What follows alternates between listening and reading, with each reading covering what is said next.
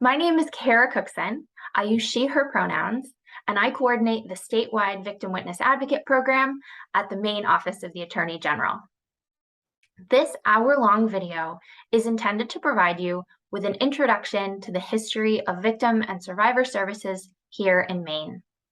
You'll hear excerpts from several individuals from across the state who represent one small portion of agencies and organizations that have contributed to the broad network of victim and survivor service providers caring for those hurt or harmed by crime.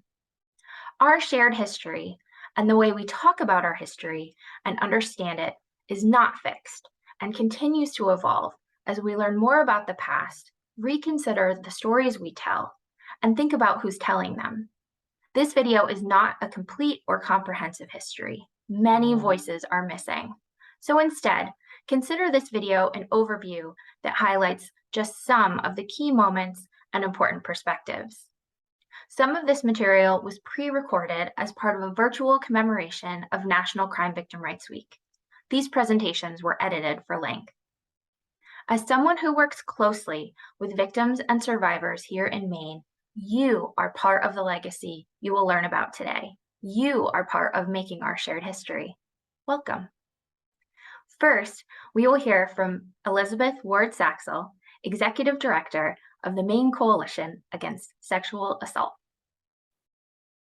As you know, sexual violence can happen to anyone, but it has a disproportionate impact on certain communities and in certain circumstances. Violence happens because of opportunity and power, and especially to those whom we dehumanize through racism and the like.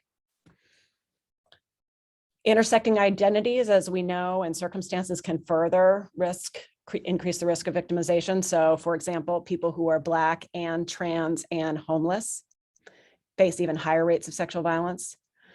And I'm just hoping, as we think a little bit together about our history and where we're going, that we can keep these disproportionately impacted populations in mind. And certainly this is by no means a comprehensive list, but I think is indicative of what we want to be talking about. I'd like you to try and keep this in the center of your view.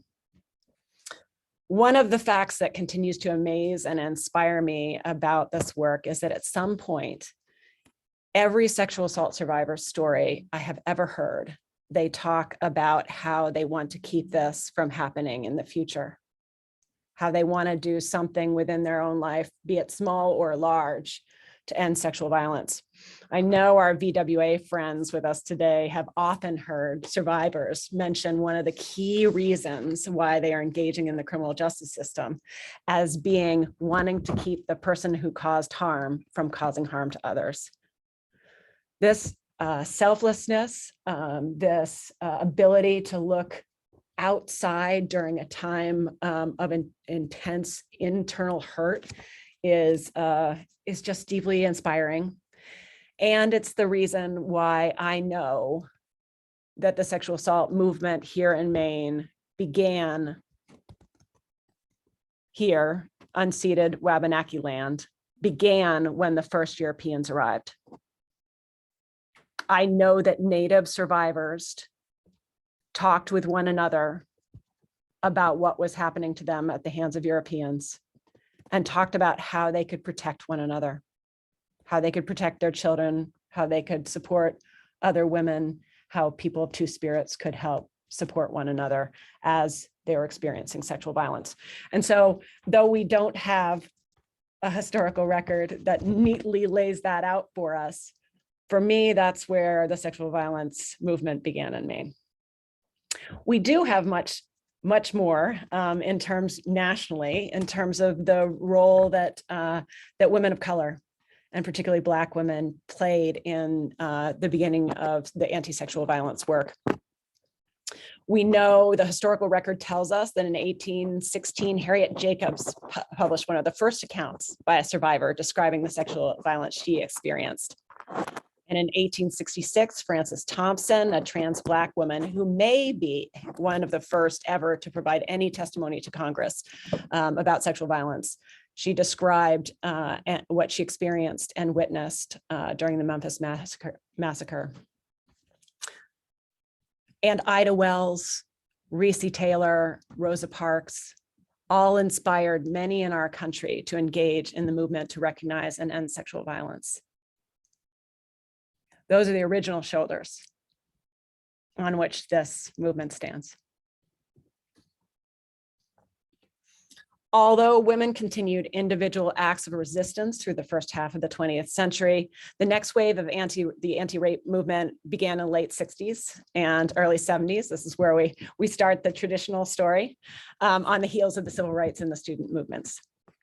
Maine's first rape crisis centers formed in kitchens and then as small nonprofits in the late 70s, as survivors came together to seek ways to support one another and to end violence moving forward. Donna and and other people's friend, Marty McIntyre, began her work in the early 80s at the Lewiston Base Center, which was at the time a donated office at Central Maine Medical Center, where she sat with a phone and a stapler and a pen and a pad. She still owns that stapler, and coordinated folks to sit by that telephone. And sometime around then, and we don't have a great record of exactly when, those emerging rape crisis centers began to sit together and formed the Maine Coalition on Rape, which is now known as the Maine Coalition Against Sexual Assault, which brings us to 1984. Wait, why 1984? And no connection with George Orwell, just want to say, except that this is stolen from a book cover of 1984. But aside from that, there's no connection. Why 1984? Because the first minutes I have of a Mikasa meeting were from October of 1984. So this is where my official record begins. In the October meeting minutes, our total assets at Mikasa stood at $63. That's hard to imagine today with a staff of 12 engaged in providing training and tools to providers and other partners, funding service provision through 9 or more agencies of different kinds across the state, and advocating for victim-centered public policy. And yet I am absolutely certain that those $63 were well spent by the Maine Coalition on Rape. The coalition, which included emerging rape crisis centers, the Women's Commission, which was a quasi-state commission. It actually was, Governor McKernan got rid of it and it was reformed about 10 years ago. So that's back. The coalition also consisted of Tri-County Family Planning at the time, and the Sex Offender Project of the Maine State Prison, among others, met together to share best practices and to support one another. Exactly what we do today, what we did this morning. With Donna and her colleagues. And they reported on buying a VCR to support school-based prevention programming, about creating support groups and training advocates, about community education and training professionals like CPS staff. Very well could have been the minutes of this morning. They talked about creating outreach materials and working with community partners. And they reported on the legislative work of the day, which is another reason why 1984, 1985 is a key date for me, because it is one of the biggest initial wins for the Maine Coalition on Rape legislatively. It was when the marital rape exemption was eliminated. So can we just dwell on this for another minute? 1984. Until 1985, it was legal for a husband to rape his wife in Maine. And in fact, also they had another lovely element, which was called the social companion exemption, which essentially, and I'm simplifying somewhat, if you agreed to go on a date with someone, you also sort of got that same marital exemption. If you agreed to have him buy you dinner, then it was actually going to be legal for him to also sexually assault you. So they got rid of that in 1985. Thank you so much, Maine Coalition on Rape. And while the scope and reach of Maine sexual assault support centers today is clearly vastly different, and also includes sexual assault providers like Maine Transnet, Immigrant Resource Center of Maine, and the providers of the Wabanaki Women's Coalition. I can't help but see the commonalities from those minutes with what we actually do today, right? In those reflected, we see providers meeting survivors where they are, providing support across the age span, being responsive to the unique community needs, building the capacity of communities to support survivors. I think one of the things that has always been true about Maine sexual assault support centers is they've always said, we don't have to be the only experts. We want others in our community to help in the work of supporting survivors, no matter where they are. They had, within those minutes, today we use the public health model of prevention, and it's a multi-level engagement from individual to community and beyond levels. And there they are in the minutes, individual intervention with kids in schools, community level prevention efforts, and of course, legislative work. And they were also from the very beginning, and this is a work that is obviously quite central to what Maine Coalition Against Sexual Assault does, is they were deeply committed to making change. That a core piece of what they have always done, what we still do today, is not just provide services, but to really work to change the environment in which we work. So they were training professionals, they were building relationships with community partners to build the kind of trust that you need to drive change, and they were advocating for public policy. And though it is not fair, just want to say, not fair to characterize a couple of decades worth of great work and life-changing work based on 2 pages of minutes. So let the record reflect, that is not fair. What feels like it's missing is a focus on our LGBTQIA2+ survivors and individuals with developmental disabilities, on our Wabanaki neighbors, on Black and Brown women, on incarcerated survivors, and those who are homeless. When I began this work with the coalition 20-some plus years ago, I think that the pervasive concept was our doors are open to everyone. Anyone can come through our doors. Today, our attitude is quite different.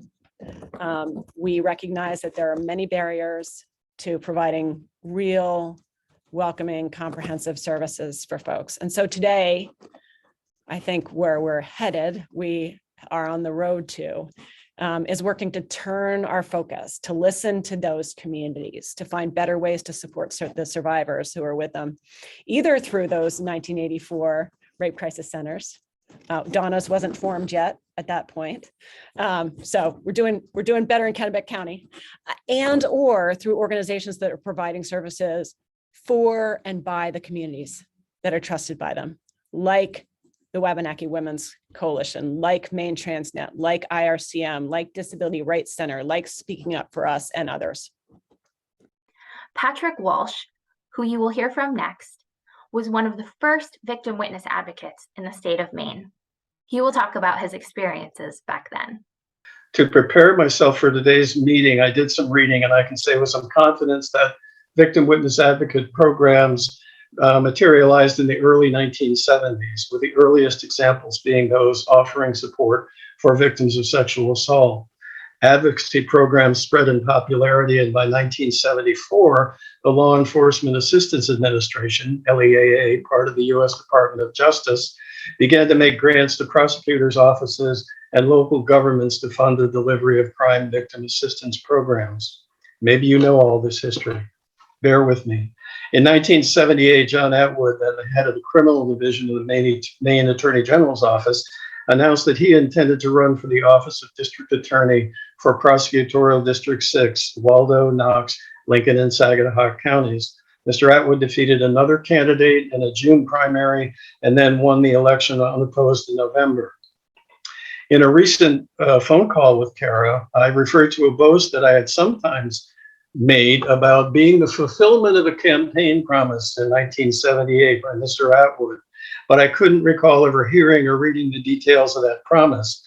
I knew that he had been a prosecutor of homicide cases obviously high profile, consequential cases, and reliant on survivor and witness testimony. He would naturally be attuned to the needs of these critical witnesses who were asked to give of their time and perform in high stress environments in order for the state to present a fair trial and secure a conviction.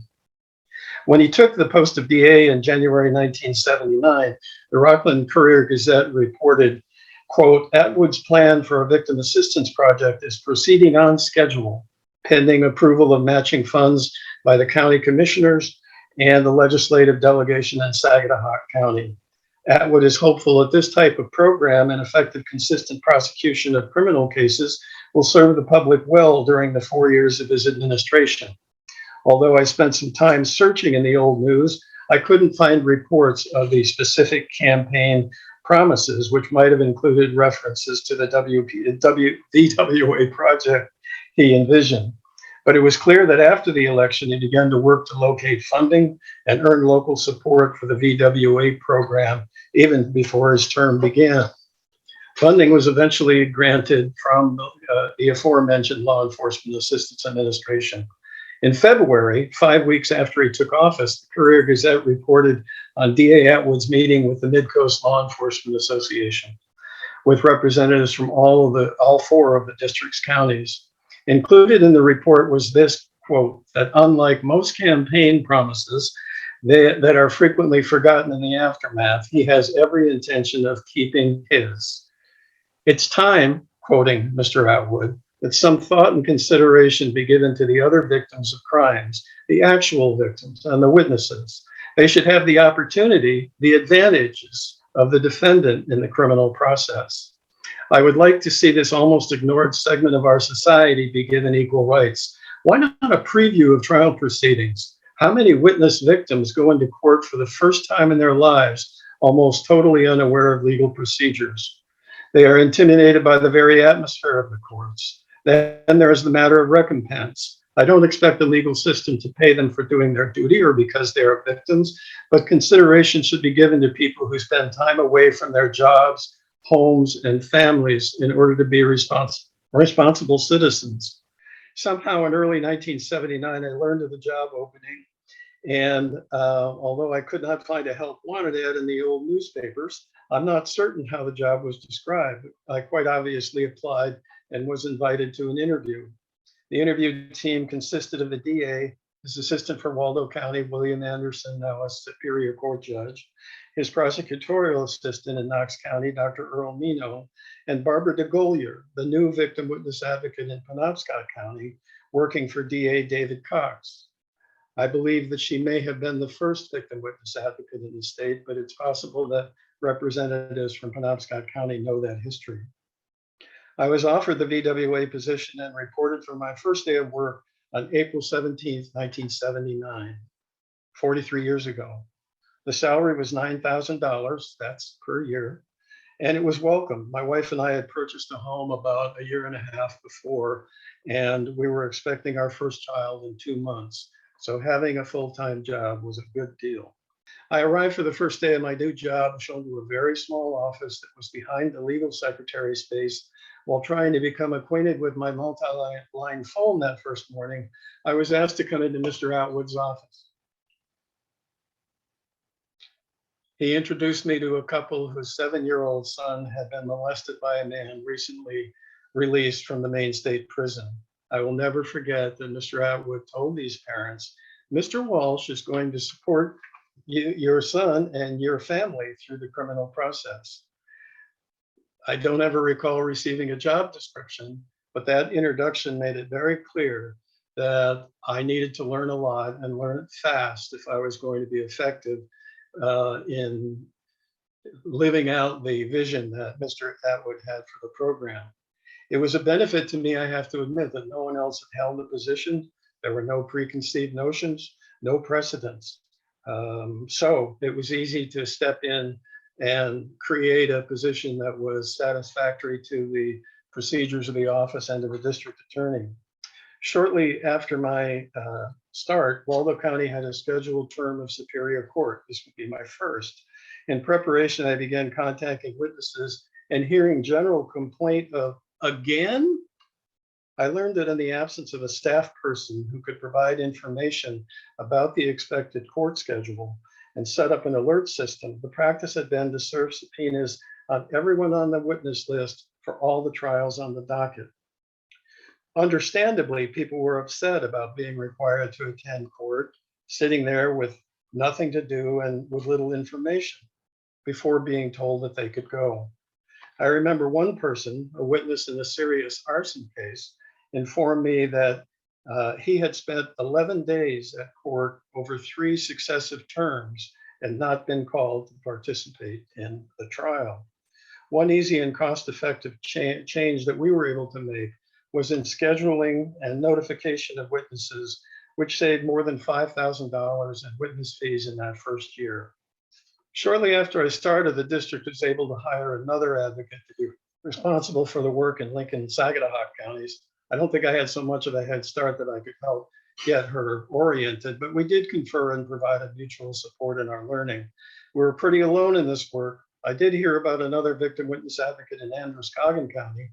You're probably aware that in 1979, we didn't have things in our office called technology. So there were no computers, no cell phones or smartphones, no email, no text, no GPS. We found our way around to home visits by stopping and asking for directions randomly. How do I get to the Walsh Road?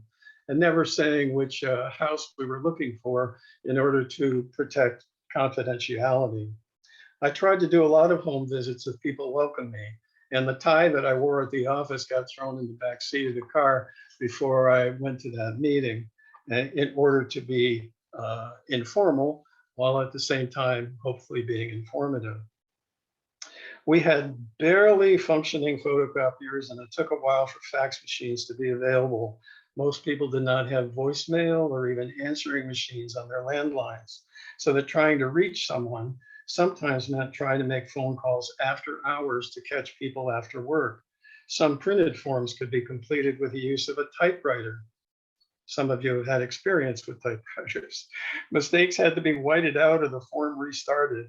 My early BWA years coincided with the growth of sexual assault support and domestic violence support groups. We connected with those groups locally, participated in volunteer trainings, provided information about how to find help for those in need.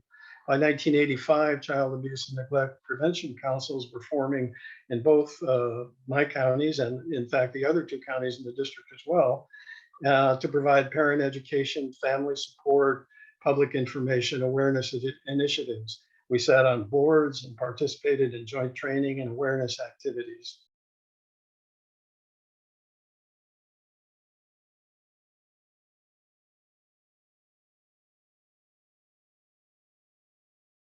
Next, Francine Garland Stark, Executive Director of the Maine Coalition to End Domestic Violence, will share some highlights from the domestic violence movement here in Maine. This was the time, the wonderful early 70s, when people were organizing around all sorts of problems. It was the war on poverty, and we were going to win it. And we were going to solve all these problems and change the world. That was Kay Lucas. Kay Lucas had a big house in Bangor, and it was the place people were organizing, the Bangor Tenants Union and the food co-op. Anything people needed to get together and talk about, that's what they did, and they wound up at their house. It was a women's center for a while, and as Lou Chamberlain, who was the first executive director of Spruce Run, said, it was where Spruce Run was born. It was the real center of activity for all these community services, including anti-war activities in the Bangor area. It was the way station for guys going up into Canada. Because you remember in the early 70s, that was when the Vietnam War was in its last years, and there was tremendous disruption across the country. And there were lots of people organizing and lots of people raising awareness, and women's groups were gathering, and change was in the air. And that's where Spruce Run really took form, because in telling our stories to one another, it kept coming up that we'd always dreamed of a place where we could go just for some respite, and maybe to be able to talk to people about some of the things we were feeling, and maybe take the children, just someplace to escape to for a while. And that was the form. That was the idea at first, that it would be wonderful to have a place to go to. And so that's what they created. Kay was herself a survivor of domestic abuse and violence. And really, it was from her divorce settlement that they got the money for the incorporation papers for Spruce Run. And Spruce Run was established in Bangor in 1973. It was the first in the state of Maine and just the third in the whole country. And so the early 70s really were the beginning of this very intensive organizing that was happening. And as Lou Chamberlain so well said, nobody wanted to deal with this issue of abuse. It was always somebody else's problem, but there was no somebody else. I mean, that somebody else was us. And so the us was happening all over Maine and all over the country. And so by the end of the 70s, there are several programs across the state. In fact, 1977, which is in fact the year I graduated from high school, there were a bunch of organizations across the state, and they all came together under the leadership of Nancy Gentile, who at that point was the director of Spruce Run, and created our coalition, which at that time was called the Maine Coalition for Family Crisis Services. And the coalition had no staff. All the work that was accomplished by the coalition was accomplished by the people who worked for those entities. And mostly they were entities that were all volunteer, with maybe an executive director, maybe one other person. They were really small shoestring entities. And as it continued into the next years, in the early 80s, we got the additional organizations founded to cover the rest of the state. Only Next Step Domestic Violence Project came along much later in 93, when they were an organization that really was born out of Spruce Run. It was a peaceful and pleasant split off from Spruce Run to establish services unique to Hancock County. And then the organization Womankind that had been serving Washington County out of Machias folded, and in a few years, Washington County was added to Next Step's catchment area.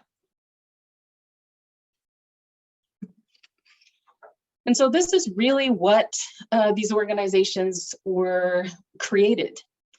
24-hour access through the hotline was really the key service.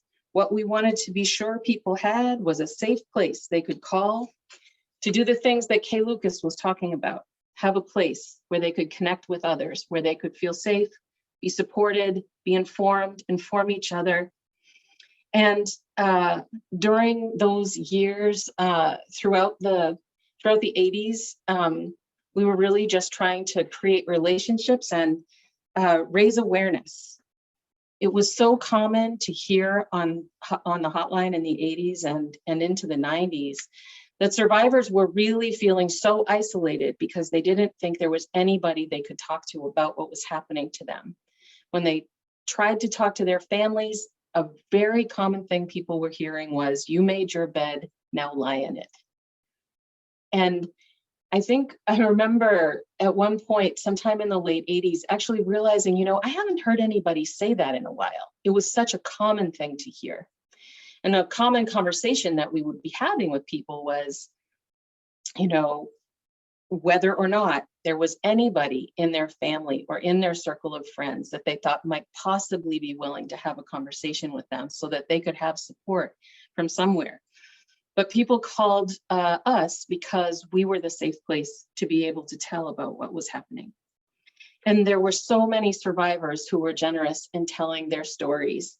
I was thinking about the names. I think about these women, Cheryl and Florence and Grace and Frida and Valerie and Claudia. And there were just so many who would tell their stories at speakouts, who would come with me, with other people who were doing training in order to tell their stories so that anybody in the audience, civic groups, professional groups, law enforcement officers, everywhere we went, survivors came, told their stories, so that people would really have to see that these are real human beings having real life experiences, and it's on all of us to do something about this. And I've listed some of those initial partners because we didn't do any of this stuff alone. It was always done in collaboration. There were always people working with us as allies, providing us with referrals, providing us with money, providing us with staff. The University of Maine, University of Southern Maine, all of these entities were sending, volunteers for boards, volunteers for the hotlines, interns, all kinds of things. It was a broad community effort. The Family Violence Prevention Services Act was the first federal law related to domestic violence. It started sending some funding to the state that was incorporated into the contract along with the state funds to help support this work, as was the Victims of Crime Act. But really, throughout the 80s and 90s, the amount of VOCA funds, which is what the Victims of Crime Act is called, was something like 80,000 statewide for this work, which was very minimal. The 90s were really difficult. On the one hand, there were lots of promising things that were coming to fruition. The Governor's Commission was started. The National Network to End Domestic Violence was founded, which is the network of all the statewide coalitions. Our own coalition had really gelled. We had a full membership. We created our quality assurance standards.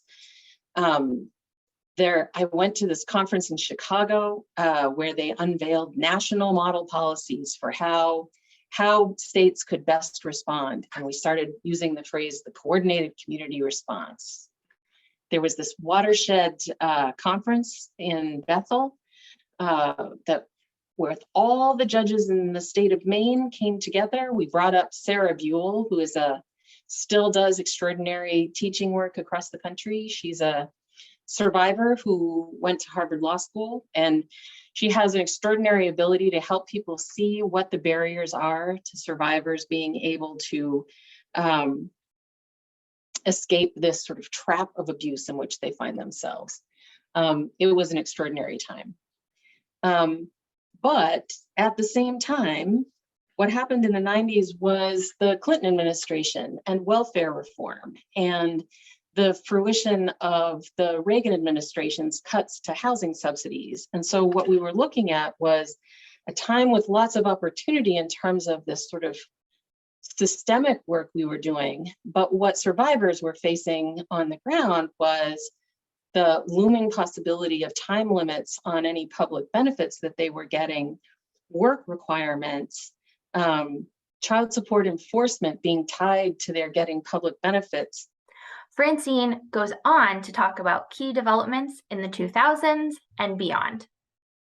So we were able to, it was actually Polly Campbell, who at the time was working at Muskie, who wrote the first VAWA grant in Maine, and it funded the sort of pilot of having co-located advocates from domestic violence resource centers be at the major hospitals in Maine and at the child welfare offices.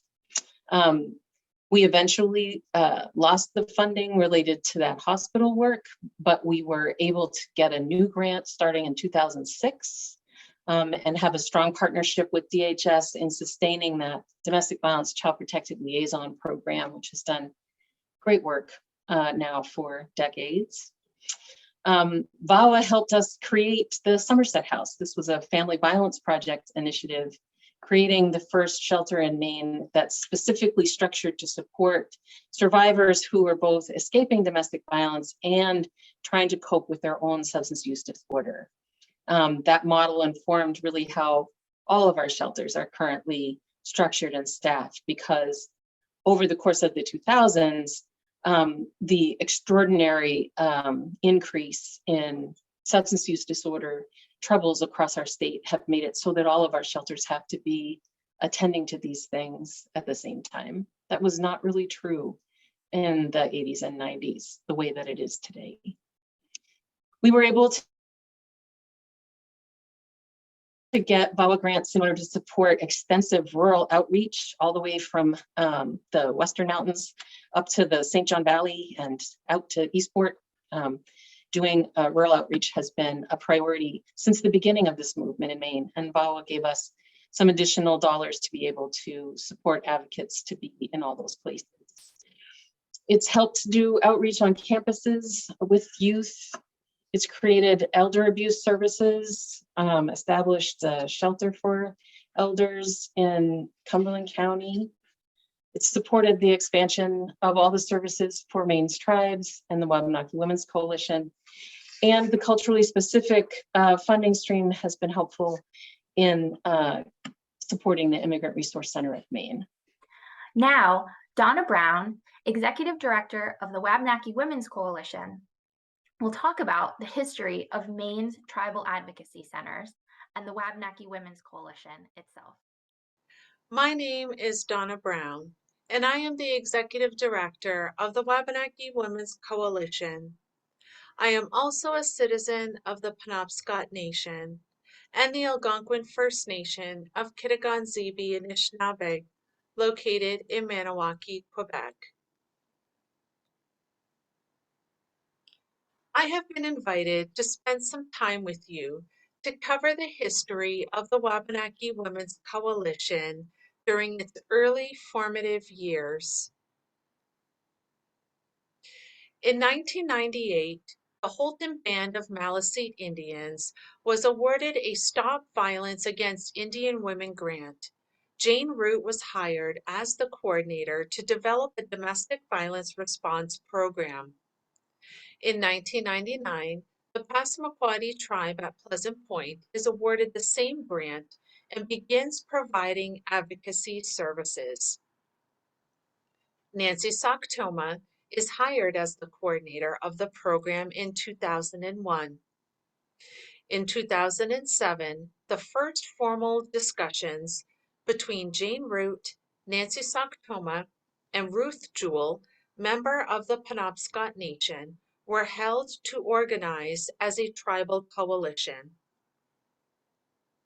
In 2008, the Maliseet Domestic Violence Program expands its services with the opening of its emergency shelter and by also providing sexual assault specific services. During this year, the Passamaquoddy Domestic Violence Program also begins to provide services for survivors of sexual assault. In 2009, the Penobscot Nation is awarded its first Office on Violence Against Women Tribal Governments grant and hires Ruth Jewell as the coordinator of its program. In 2011, Lorraine Edmo, Tribal Deputy at the Department of Justice, Office on Violence Against Women, announces that they are going to fund technical assistance to the Maine tribes to establish a nonprofit tribal domestic and sexual violence coalition.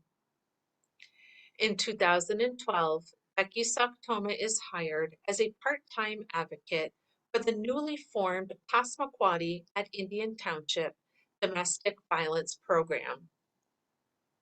In that same year, the Aroostook Band of Micmac Indians was awarded the OVW CTAS Grants to American Indian Tribal Governments grant. Julie Walton is hired as director for the new Domestic and Sexual Violence Program. This included funding to also support the opening of its emergency shelter. In October 2012, First Nations Development Institute announces that they are funded by OVW to provide us technical assistance as an emerging tribal domestic and sexual violence coalition. In April 2013, FNDI staff members Montoya Whiteman, Jackie Frank, and Lisa Yellow Eagle meet with the staff from the 5 Wabanaki tribal, domestic, and sexual violence programs to assist with the development of a mission statement, vision statement, and strategic planning. 2 months later, FNDI staff member Lisa Yellow Eagle and contractor Tiffany Hammer returned to Maine to work on the IRS Form 1020 to file for 501c3 nonprofit status. The board agrees to name the emerging coalition the Wabanaki Women's Coalition, and to adopt the following mission statement: to increase the capacity of tribal communities to respond to domestic and sexual violence and influence tribal, national, and regional systems to increase awareness, safety, justice, and healing for all our relations. In September of 2014, Lisa Yellow Eagle and contractor Eileen Houdon meet with the board and staff in Bar Harbor, Maine. In that same month, OVW announces CTAS awards to the Passamaquoddy tribe at Pleasant Point and Indian Township.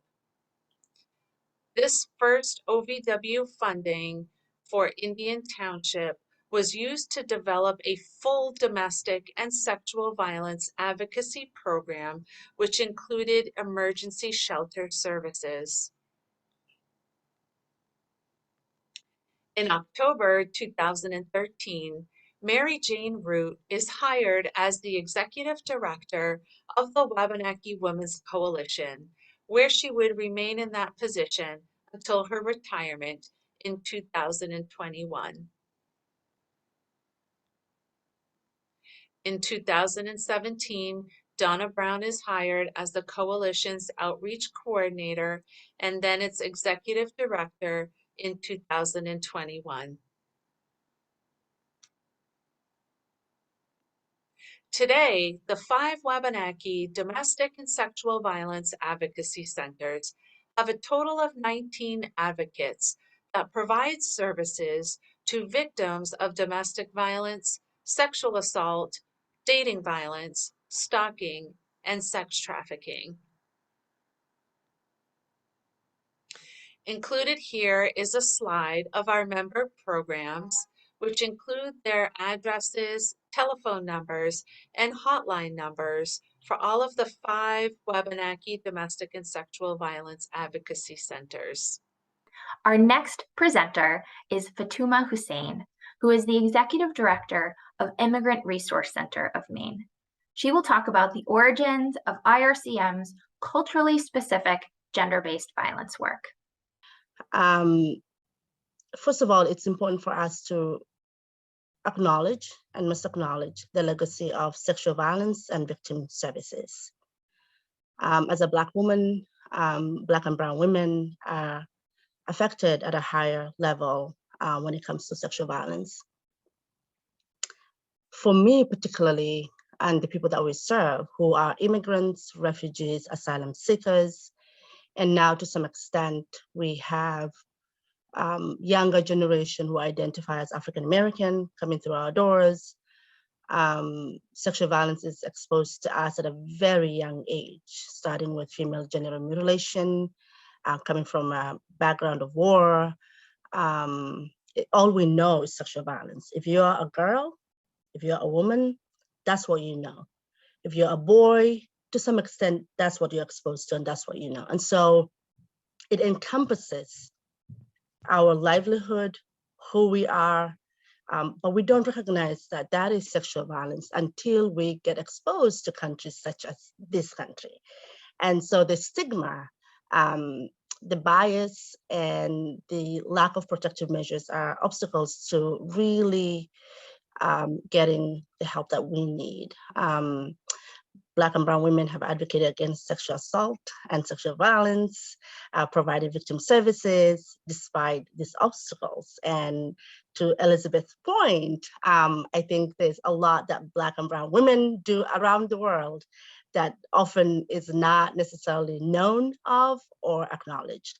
And therefore, Anita Hill, those major figures that really put us to where we are today and had sexual violence at a spotlight where it became a subject that people will talk about, not shy away from. Do we have a lot of work to do? Absolutely. But I think that work on a personal level and on a social level, the fight against misogyny and keeping victims from justice, all of that work, women who are Black and Brown have been part of it. They've been critical to it. They were the centerpiece. And so we as IRCM know that every day we are standing on the shoulders of a lot of giants.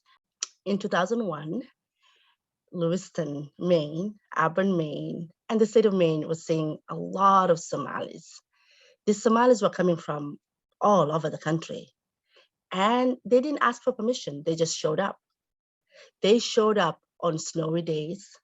They showed up with bright colors of clothes, with flip-flops, and they just showed up. And so Mainers were like, who are these people? Keep in mind, it's on the eve of 9/11. So you're Muslim, you are, you're very obvious that you're from away. You're not wearing snow boots. You've never owned a snow boot in the past. When you wear your bright colors, I actually had a woman stop me at Hannaford's and said, hey, why are you wearing bright yellow and orange? Do you think it's Halloween? And I'm like, what is Halloween? Are you kidding me? And so, it was just a time where so much change was happening, and yet we were transforming the state of Maine, not knowing at the time what we were doing. And so we saw many women and children. There were a lot of barriers and obstacles.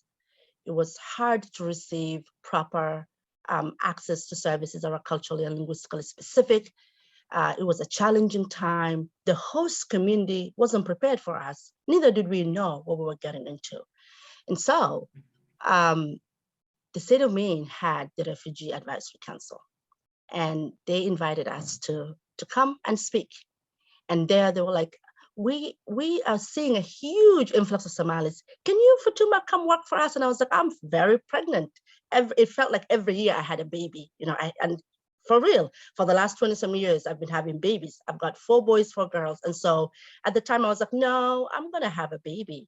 But the more we looked at our struggles and the more we looked at the gaps of services in my early 20s, the more we felt like, oh no, this host community and the state is not equipped to serve what we are seeing, what the needs are, the gaps.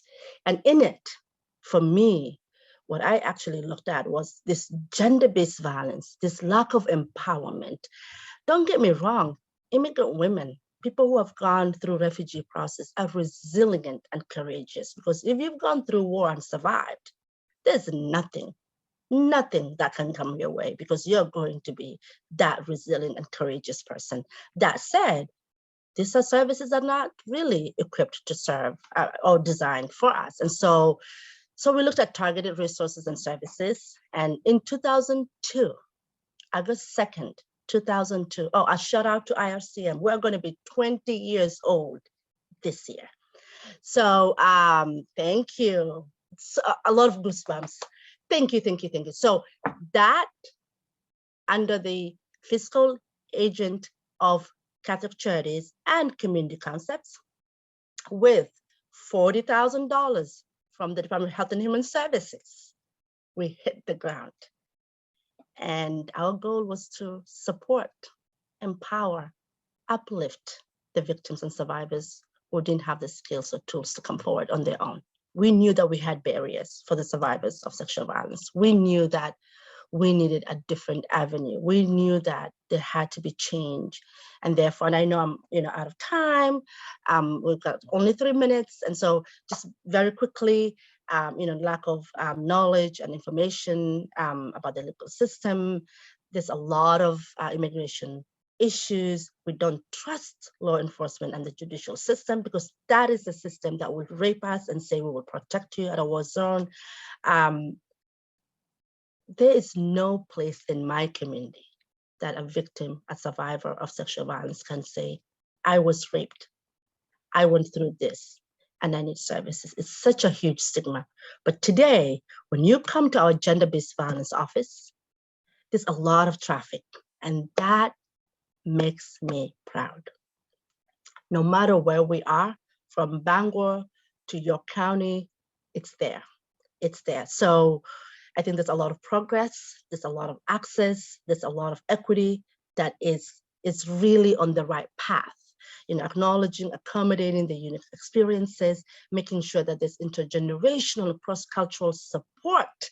That's very important because I've got girls. I've got girls, 4 daughters, very proud. I've taught them to be independent. When they speak back to me, I'm often saying, hey, don't say that. And they're like, are you kidding us? You taught us to be that. And so I think there is a lot of independency, empowerment, that cultural shift that young people from our background must receive while we embrace older people like me so that we can still have access to services.